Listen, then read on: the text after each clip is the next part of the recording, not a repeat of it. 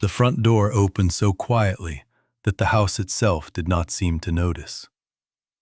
Marcus King stood there for a second, with one hand still on the knob. A man worth millions of dollars, suddenly frozen in the doorway of the home he had built from nothing. He had come back 2 days early from a business trip, carrying flowers in one hand, and the tired satisfaction of a man who had finally closed the deals, shaken the hands, signed the papers, and earned himself a few unexpected days of peace. All the way home, he had thought about only one thing. Not money, not contracts, not competitors. His mother. He had imagined the surprise on her face when she saw him standing there. He had imagined her smile, soft and worn and beautiful in the way only a mother's smile can be after a lifetime of sacrifice. He had imagined sitting with her in the garden while she sipped tea and told him stories he had already heard 100 times.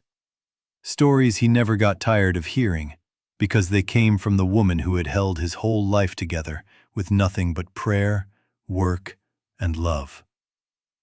That was what he expected.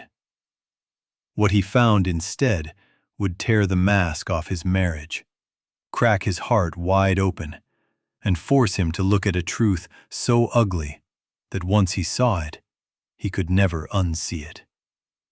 Because sometimes evil does not arrive looking violent. Sometimes it wears silk. Sometimes it smiles at dinner. Sometimes it calls your mother Mama while waiting for the moment you leave the house.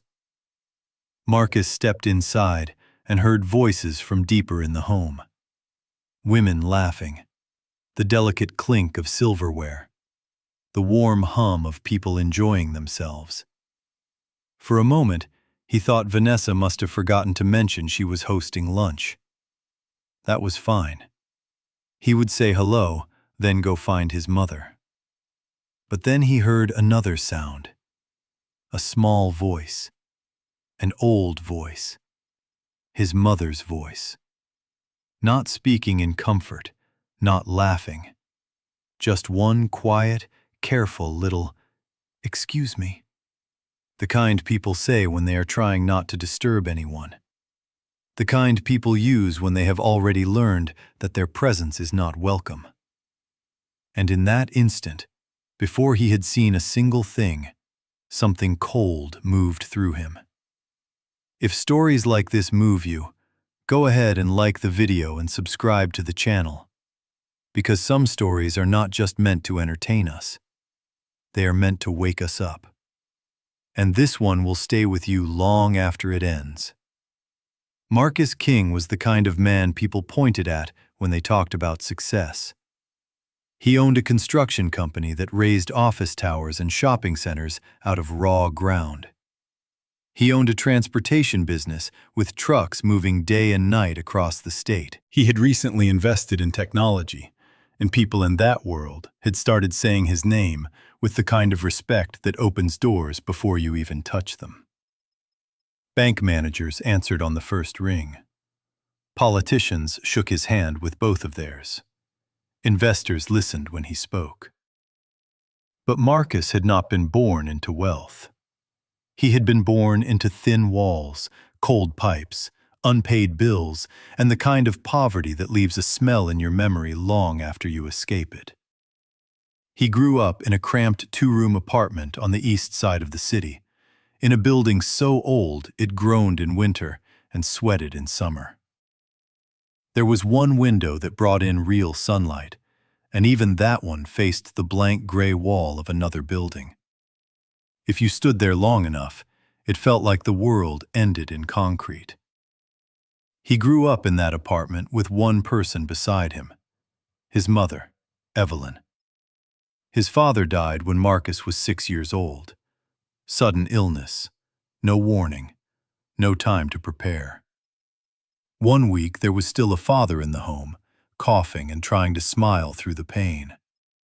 The next week there was a funeral, too many adults whispering in corners, and a silence that settled over the apartment like dust. Marcus was too young to understand death in the way adults understand it, but he understood absence. He understood that the room felt colder. He understood that his mother stopped sitting down unless she absolutely had to. He understood that after that, she became everything. Evelyn raised him alone. She worked mornings cleaning office buildings before the business people arrived.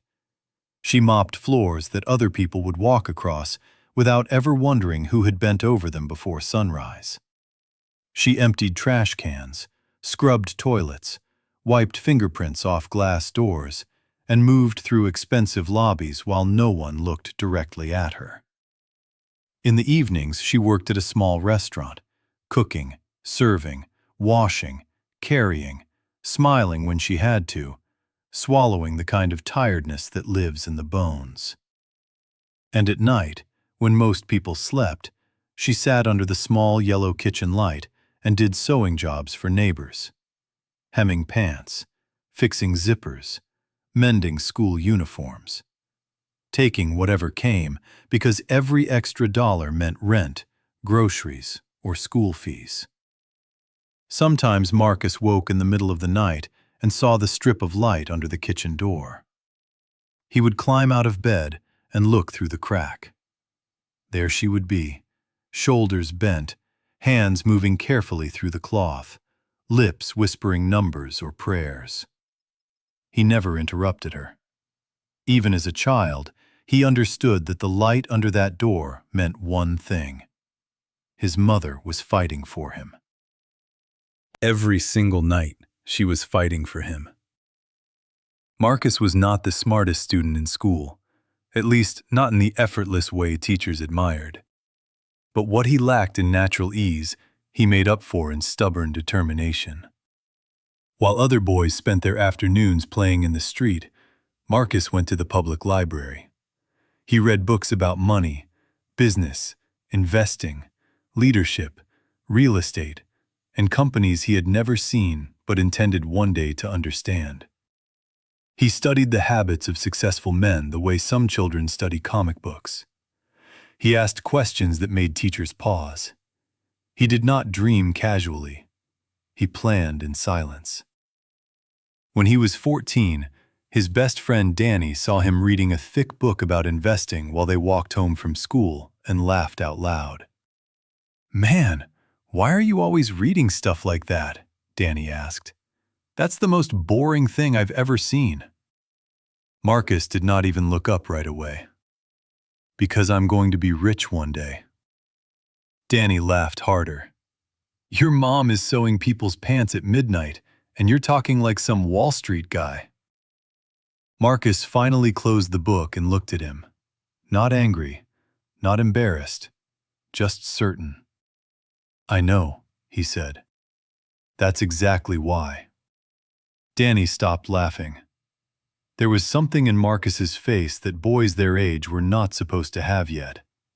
Not fantasy, not arrogance. Decision. He carried that same decision into adulthood. At 25, he had saved enough to buy one used truck. It was not impressive. It rattled. It leaked a little when it rained. It had the kind of engine that made you pray every cold morning. But it ran. Marcus drove it himself. He took jobs nobody wanted. He left before sunrise and came back after dark. He loaded cargo with his own hands. He ate cheap food, wore plain clothes, and put nearly every dollar back into the business. By 30, he had 10 trucks and a dozen employees. By 35, he had 3 companies, a respected name, and a home on the good side of the city with high white walls, a long driveway, a wide lawn, and more space than he had ever imagined while growing up in that little apartment. And the first thing he did when the money became real, before the house, before the luxury, before anything that looked like success from the outside, was go back for his mother. He drove to the old apartment, parked outside, walked up the narrow stairs, and knocked on the door. Evelyn opened it with that same tired, gentle smile she had worn for half his life. "Mom," he said, "pack your things. You're coming with me." She looked at him, then at the car, then back at him. "Marcus, baby, you don't have to." "Mom," he said again, more softly this time, but with finality. "Please let me give back some of what you gave me." She packed that same evening. The house had 6 bedrooms, and Marcus gave her one of the best. The room faced the garden. He chose the bed himself, firm enough for her back, soft enough for comfort. He picked curtains in her favorite color. He placed a reading chair by the window where morning light would fall just right. On the wall, he hung an old photograph of young Evelyn standing outside the apartment building, squinting into the sun with baby Marcus in her arms. "This is your home," he told her. "Not as a guest, not for a while. This is your home." Evelyn sat in the chair and looked out at the garden for a long time before she answered. When she did, her voice carried the weight of decades. "Thank you, son." She was a simple woman. She had no interest in luxury for its own sake. She woke early. She made her own tea. She sat in the garden when the weather was kind. She offered to help in the kitchen even though Marcus kept telling her she did not need to lift a finger again. Peace suited her. After all those years of struggle, peace fit her like a blessing. Then Marcus met Vanessa. He met her at a business dinner in the city, the kind of event where people wore money like perfume and every conversation carried 2 meanings, one spoken and one implied. Vanessa stood out instantly.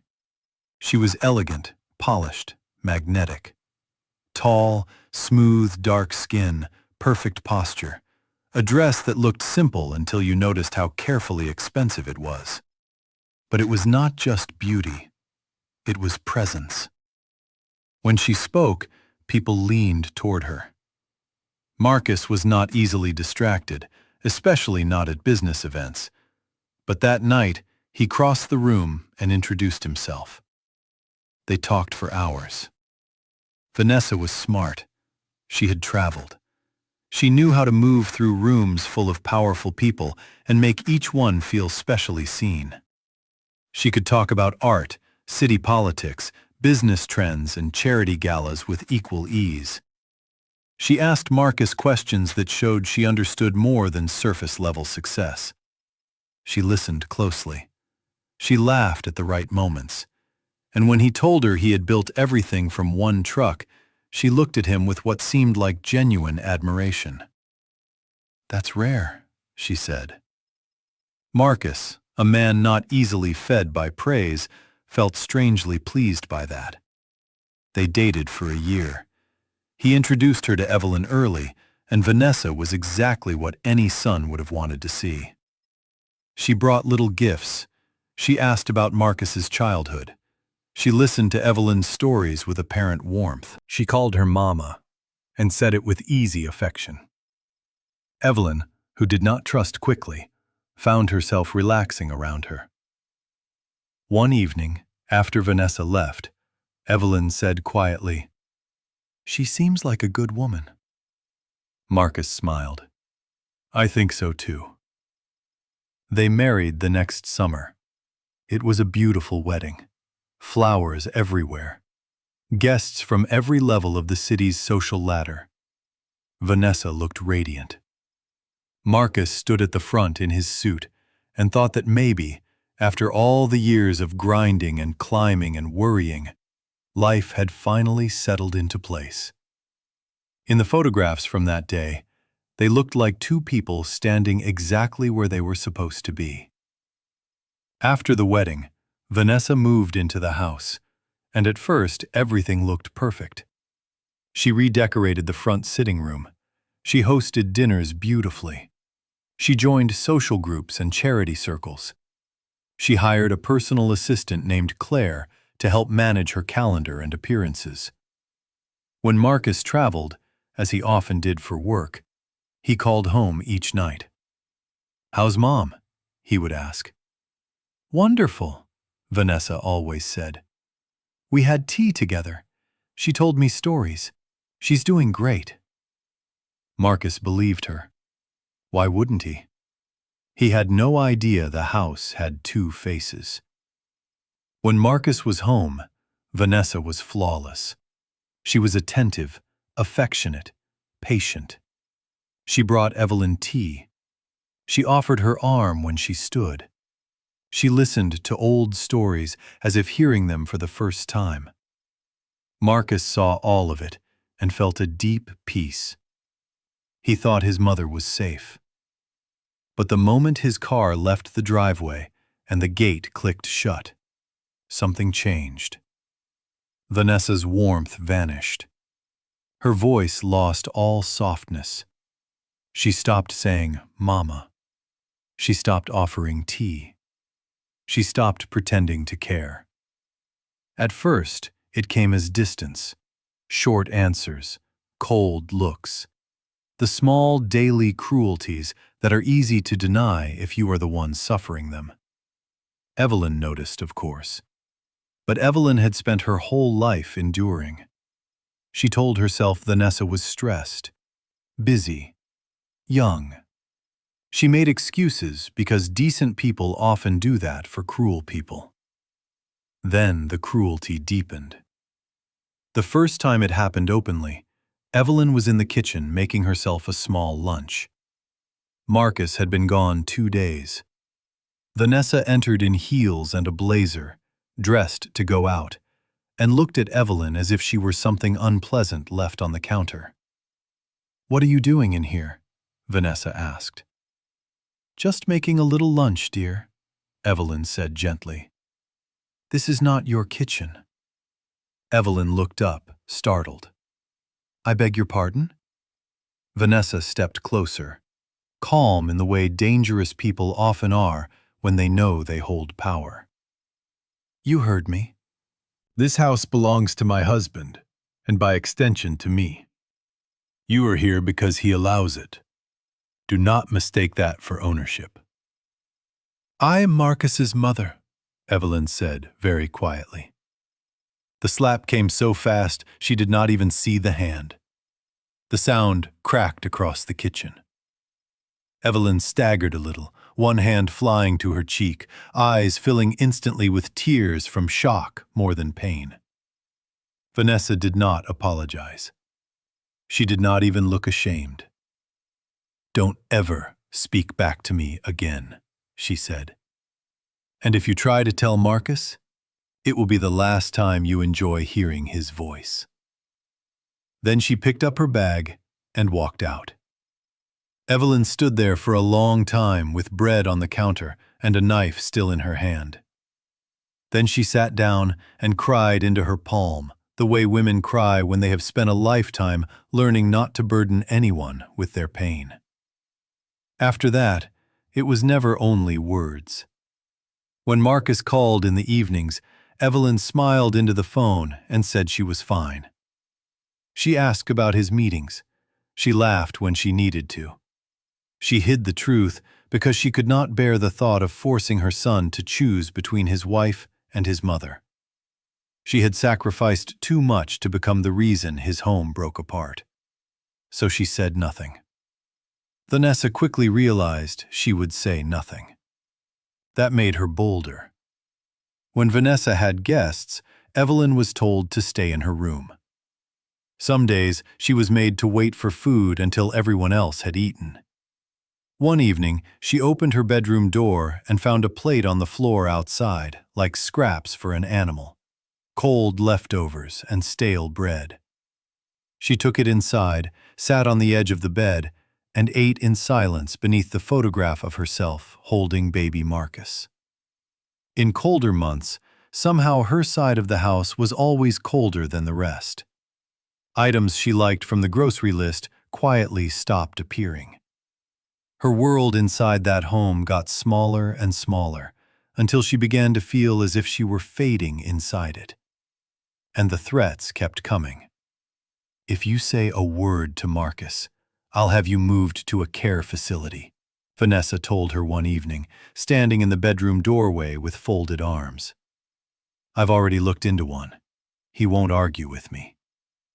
"He loves me," Evelyn said, not angrily, just as a fact. Vanessa answered with a small smile. "He loves me more." At night, Evelyn prayed. Not dramatic prayers, not theatrical ones. Quiet ones. Honest ones. "Lord, let my son see." That was all. Let him see. One afternoon, Vanessa went even further. She invited her friends for lunch. 4 women from the city's polished social circle. Jeweled, well-dressed, loud in the way rich people can be when they have never had to confuse volume with insecurity. Before they arrived, Vanessa entered Evelyn's room without knocking and held out a white kitchen apron. "My friends are coming," she said. "You'll be serving us." Evelyn stared at the apron. "I am not a servant in this house." Vanessa stepped closer. "No, a servant gets paid. You are a burden my husband carries out of guilt. If you are going to stay under this roof, you will earn your place." She placed the apron down carefully. "When I call, you will come. You will serve the food, and you will smile." Evelyn's hands trembled, not just from fear, but from a grief too deep for quick tears. She thought about all those nights under the yellow kitchen light, all those hours sewing so her son could rise, all the years she had believed this home was the reward life had finally offered after a lifetime of sacrifice. And now this. Still, she picked up the apron. When the women arrived, the dining room looked beautiful. Fine plates, linen napkins, flowers in the center, sunlight spilling across polished surfaces.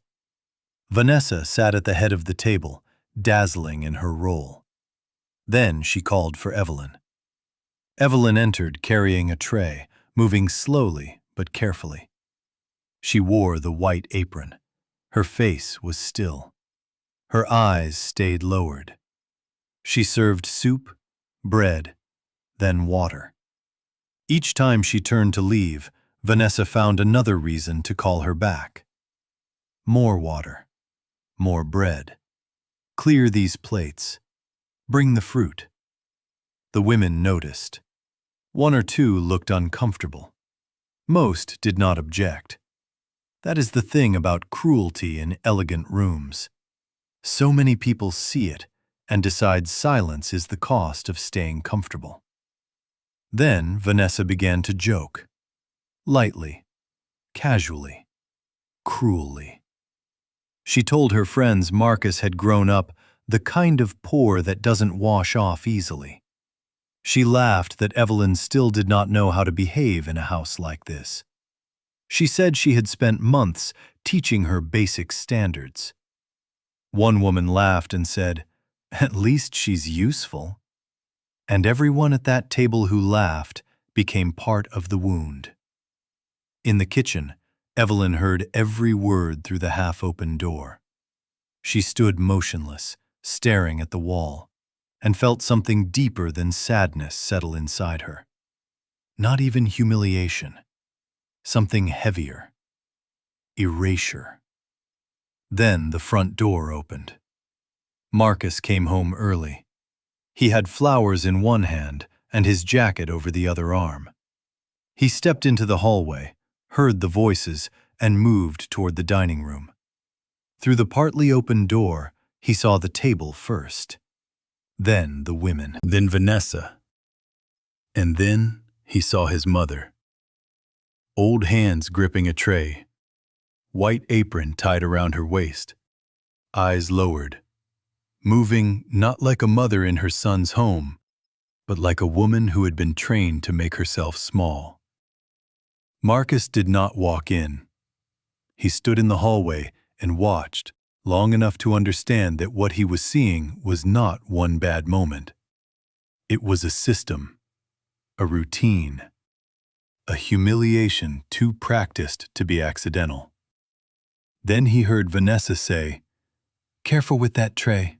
It's expensive." The women laughed. His mother said nothing. Marcus stepped back before anyone noticed him. He stood in the hallway, breathing, once, twice, letting the truth settle all the way down where decisions are made. Marcus was not the kind of man who exploded without purpose. He had not built his life by reacting. He watched. He assessed. Then he moved in ways that could not be undone. That evening, he did something no one in that house would have expected. He left. He texted Vanessa that business had run late and he would come the following day. She responded with sweetness, little hearts, and a message saying she missed him. He checked into a hotel 5 minutes away and sat in the dark with what he had seen replaying over and over in his mind. His mother's posture, the apron, the laughter, the awful stillness in her body. A stillness he recognized from childhood, the kind she wore whenever life hurt too much and she refused to let him see the worst of it. The next day, he returned home acting normal. He kissed Vanessa, he hugged his mother. And when he hugged Evelyn, he held her longer than usual and felt how thin her shoulders had become. That afternoon, while Vanessa was out, Marcus moved quietly through the house and installed tiny hidden cameras. One in the kitchen, one in the dining room, one in the hallway near Evelyn's room, one in the sitting room. He did it with the precision of a man who knew construction, angles, light, and line of sight. In less than an hour, everything was in place. Then he sat in the garden with his mother and drank tea. She talked about the weather, a bird nesting in the tree near the wall, small things, ordinary things.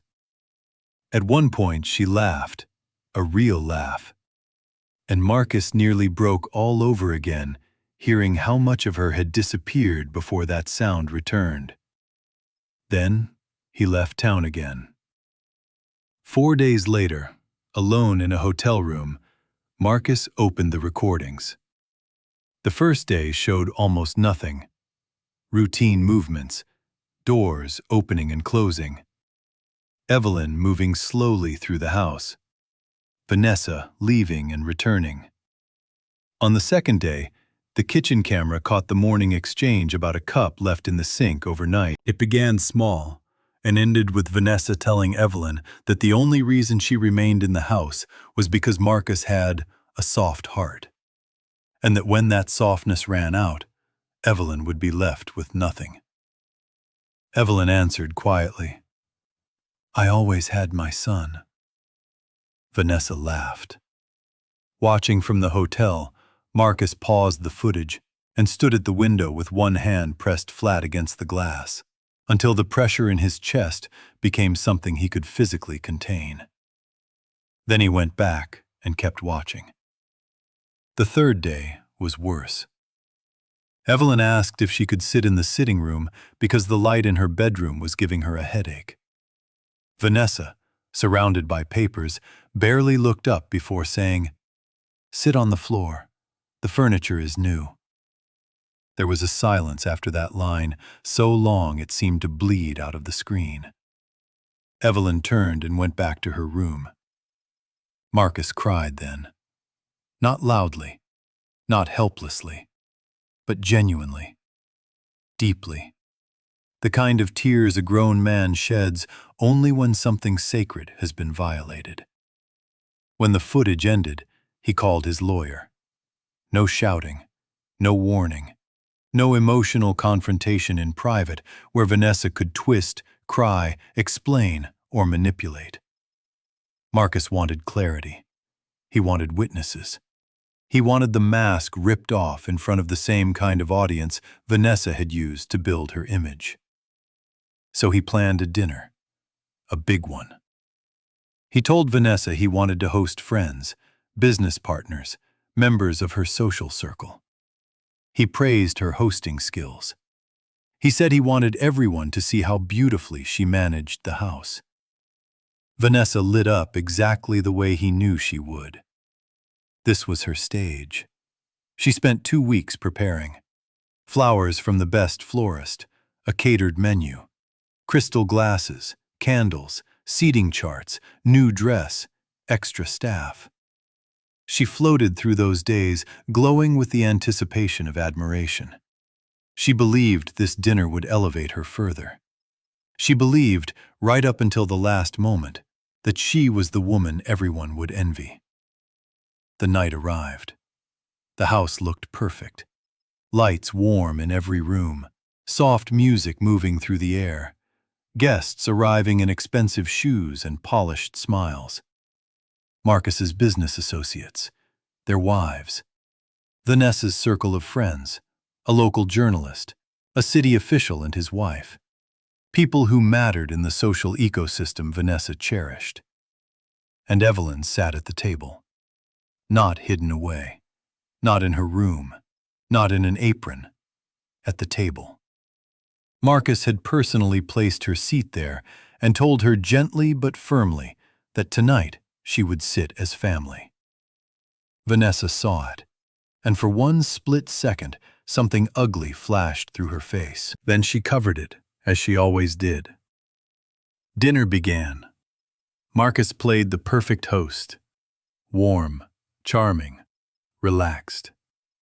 Vanessa relaxed too. She thought she had regained control. Across the table, she raised her glass to him, and he raised his back with a smile. It was the last smile she would ever receive from him. When dessert was nearly done, and the room had reached that comfortable point where people feel full, pleased, and unguarded, Marcus stood. The conversation tapered naturally into silence. Marcus had that kind of presence. He thanked everyone for coming. He said the house had seen many good evenings, and he hoped this would be remembered as one of them. Vanessa sat a little straighter, expecting praise. Perhaps a toast to her.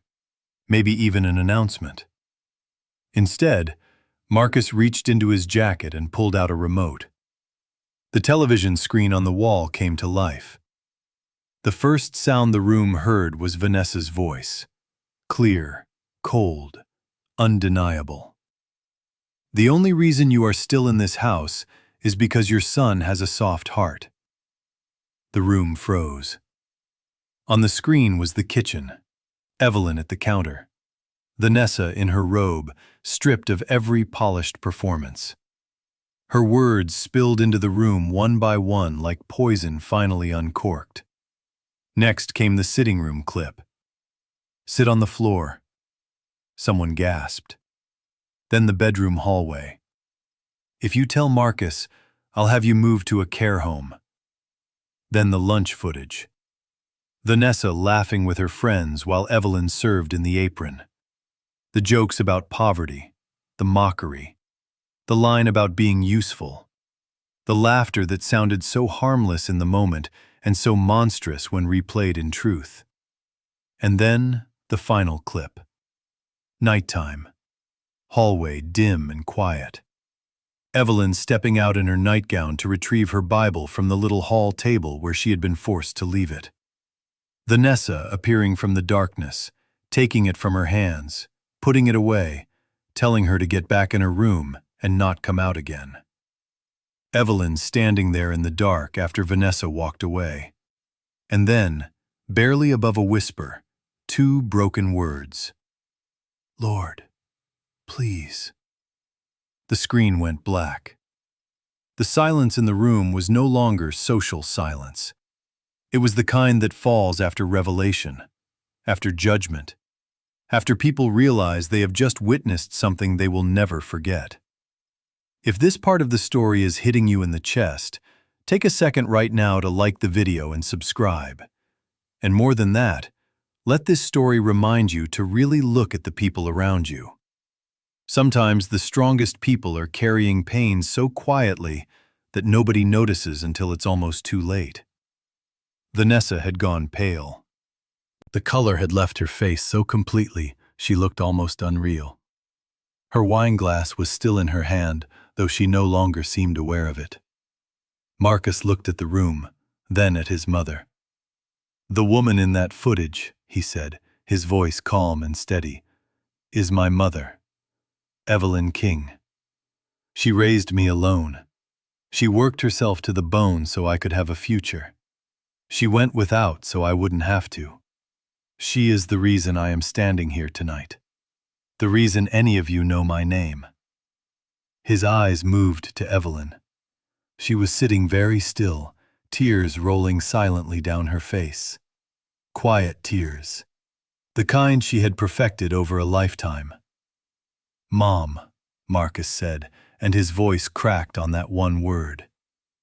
"I am sorry. I am sorry I did not see it sooner. I am sorry I was not here. I am sorry I let anyone make you feel like a burden in a house I built for you." A small sound came from Evelyn then, the sound of a person whose pain has finally been witnessed and can no longer stay locked inside. Several people around the table began crying openly. Vanessa finally found her voice. "Marcus," she said thinly, "you don't understand. Those clips don't show everything. We had tension. We had conflict. Living together created—" "Sit on the floor," Marcus said. She stopped. He repeated it, not loudly. "That is what you told my mother. Calmly. In daylight. In a home that would not exist in your life if she had not spent decades keeping me alive long enough to build it."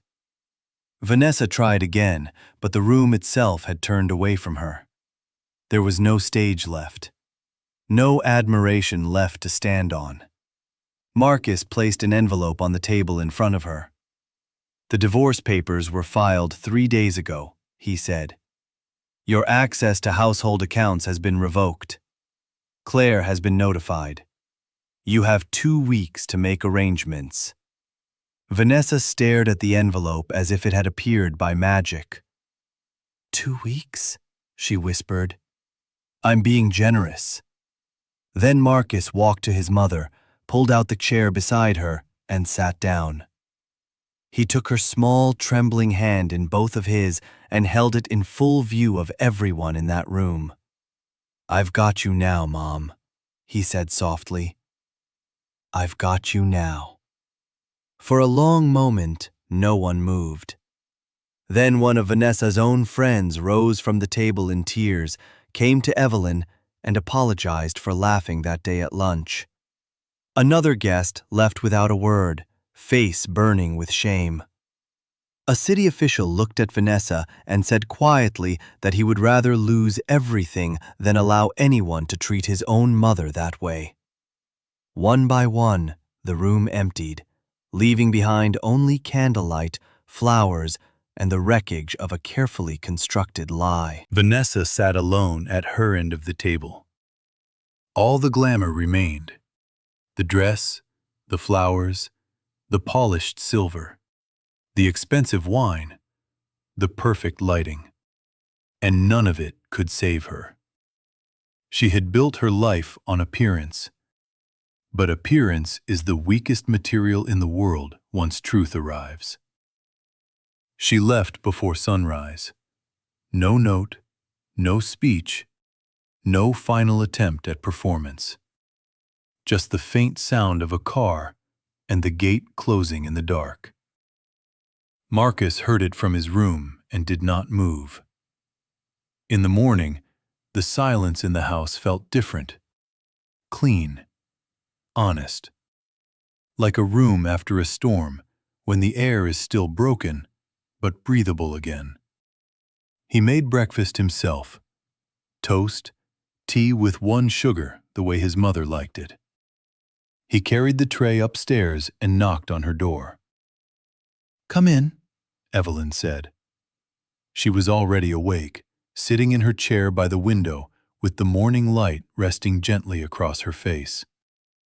When Marcus entered with the tray, something shifted in her eyes. Surprise, then tenderness, then something too full for easy language.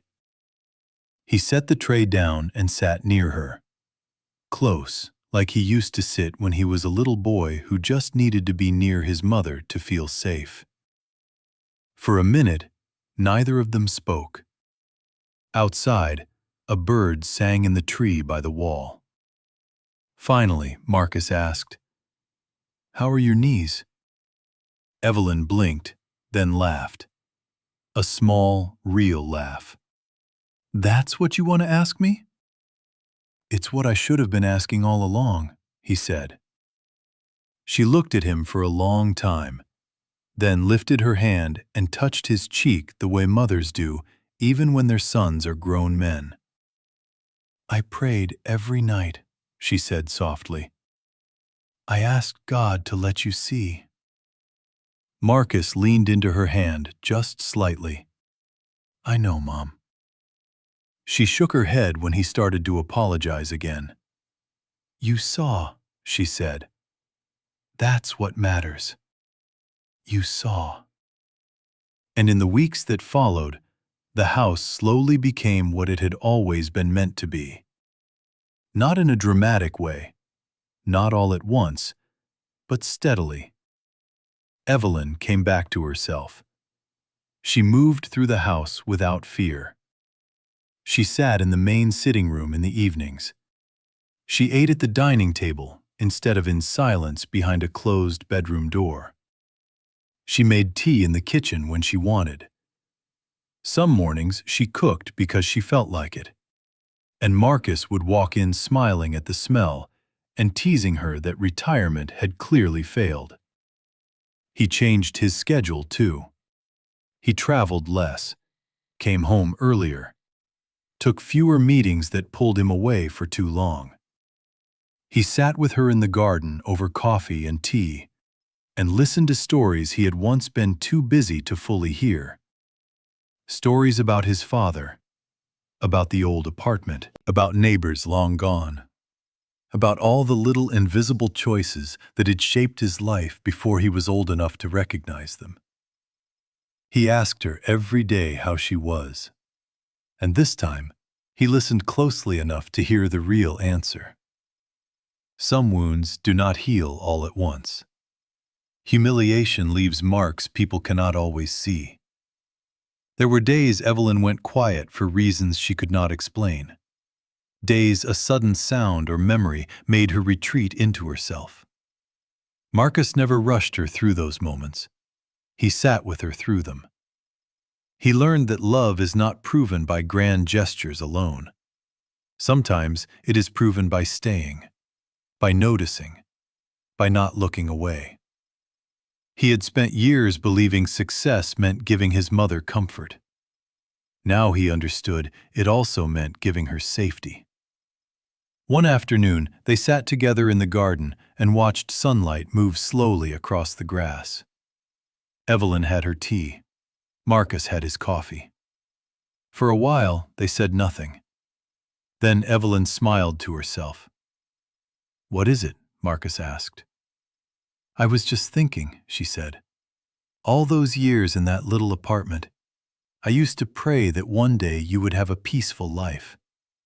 I never asked for a rich one, just a peaceful one."